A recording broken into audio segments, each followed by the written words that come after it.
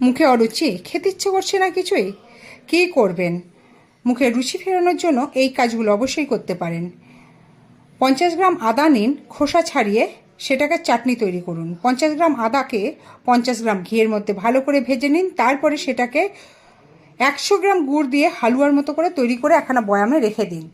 তারপর যখন মনে হবে সকালে বিকেলে একটু একটু করে খেয়ে নিন, দেখবেন অরুচিভাব তো নষ্ট হবেই, আরও বেশি করে খিদে পাবে। 2 নম্বর, শুট 1 তোলা, গোলমরিচ 1 তোলা, পিপুল 1 তোলা, সন্দক লবণ 1 তোলা, সব একসাথে মিশিয়ে একটা পাতলা কাপড়ে ভালো করে বেটে পাতলা কাপড়ে চেলে নিন। তার মধ্যে 40 তোলা কালো দ্রাক্ষ দিন, সেটাকেও ভালো করে পিষে নিন।